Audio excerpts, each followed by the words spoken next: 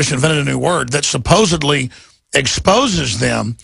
But on top of that, at the same time, it's kind of like NSA spying. It's illegal.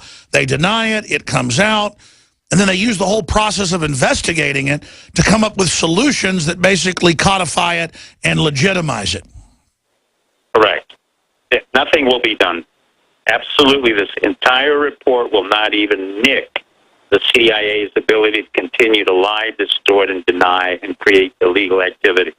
All this report did was to absolve Obama from being corrupt and illegal in his War Act. It allowed Hillary Clinton to run with the notion that she had nothing to do with 9/11 and the stand-down, although her husband was involved in rendition along with Sandy Berger.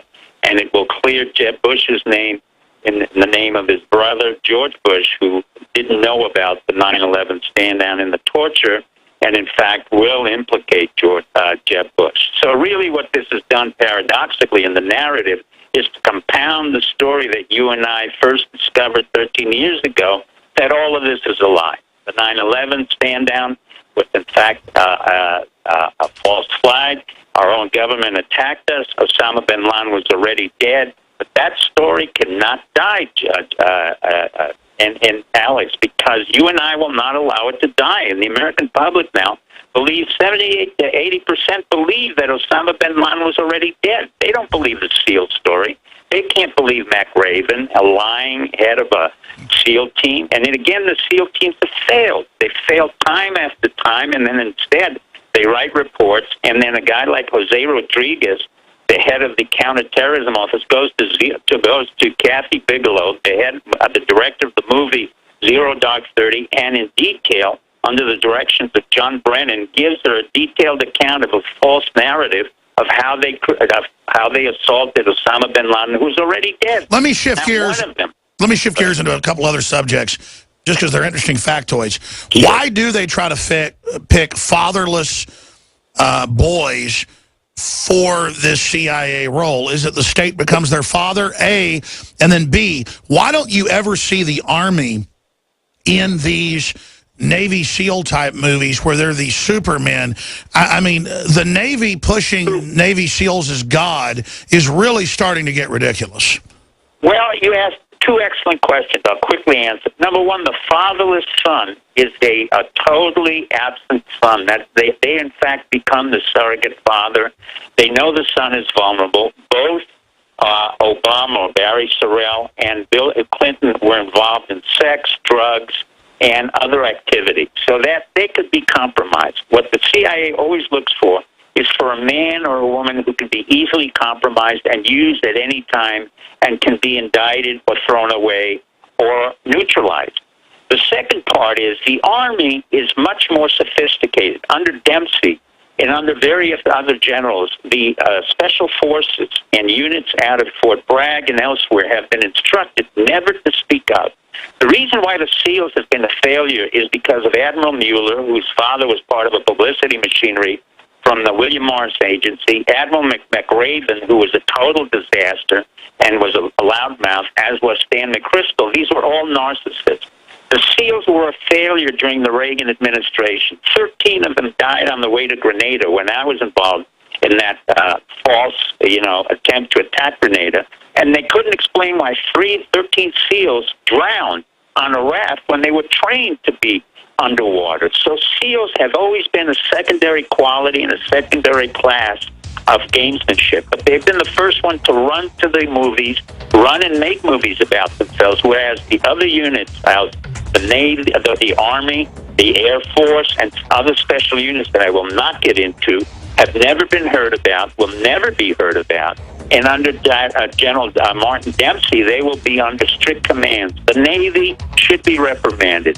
The Chief Naval Operations Officer should have demanded... Stay there, Doctor. Stay there. We're going to come back. We'll be right back with more on that. Alex Jones and the GCN Radio Network.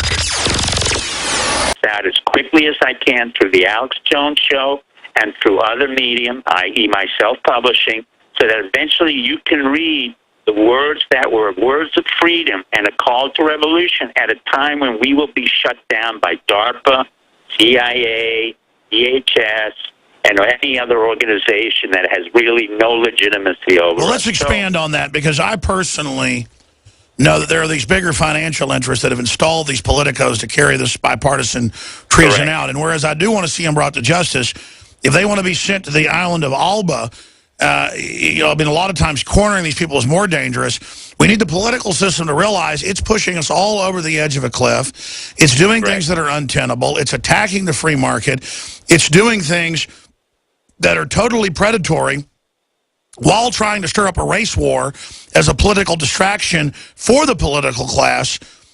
What about the people in the system who are just, you know, working for $100,000 a year, $60,000 a year at the NSA, you know, in the police departments, who I know are questioning all these things and do realize that what's going on is treason, but are too scared of losing their job? I mean, in the end, it's all going to go down anyways. If we don't say no now, we will lose everything. It was Kennedy that said, to paraphrase him, those that make peaceful, you know, revolutions impossible, make violent revolution inevitable. I want to restore the republic. I know the word would be revolution because we've already been conquered like Vichy France, but there's got to be some way to have a velvet revolution where it doesn't have to get bloody, because you can see Homeland Security gearing up to fight, you know, the liberty movement, gearing up to go after anybody who's sustainable. But this government's so inept that, I mean, if they actually start a physical civil war, Dr. Pieczenik, from your war fighting and psychological experience, how do you think it's going to go? I don't think it'll go very well for those that actually try to enforce it. But I guess the globalists are just going to sit in armored redoubts in D.C., New York, or Switzerland, or Luxembourg, or London, or Monte Carlo. I mean, I think it's when the bankers start realizing we're coming for them. But look at the 36 top bankers dead in 1 year. Look at how many. I mean, there's a lot of secret wars going on, aren't there? Well, there are, but the key element is the very thing that you and I are using now has been the instrument that CIA and DARPA created in '73, the Internet, is the very instrument of destruction for Obama, for Bush, and for Clinton. And the reason for that is that you and I have been successful by using the Internet. And now you are speaking to 10 million people, not in New York and in Texas, but all over the world. I get responses from all over the world.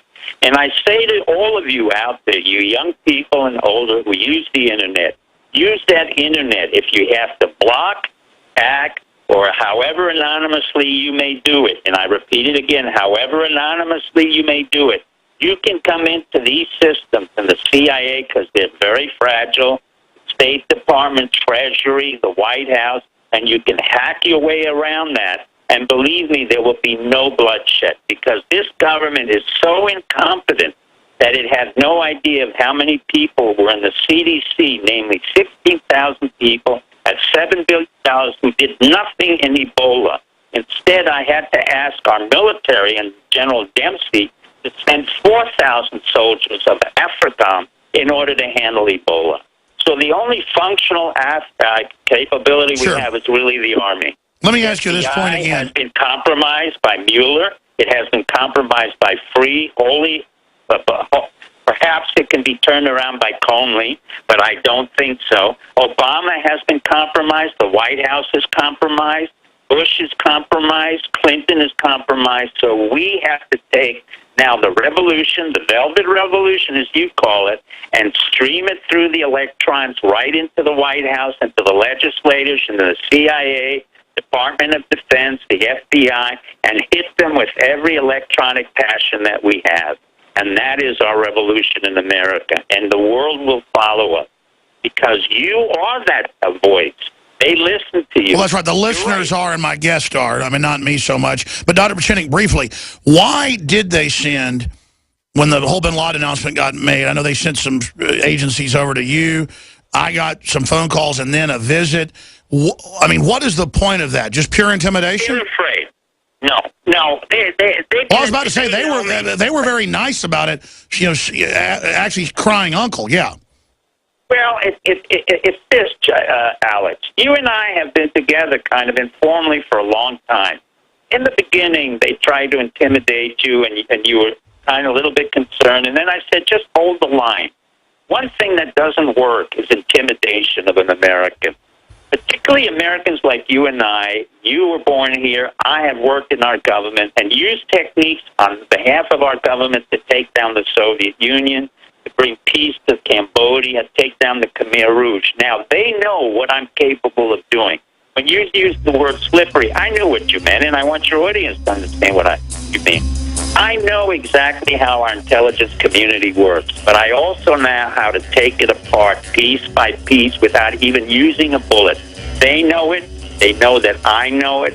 They know that it can be a disaster if I pull my full force and what I need to do without having to do anything. All right, stay there, Dr. Pieczenik. I want to come back and finish up talking about that straight ahead. We'll be right back. Stay with us. And, Doc, I want to, even though you don't want to talk about yourself, I want to get you back in the next month or so, specifically on your book, and we'll talk about that once the show ends coming up. But right now, let's go to Mike in Wyoming. Thanks for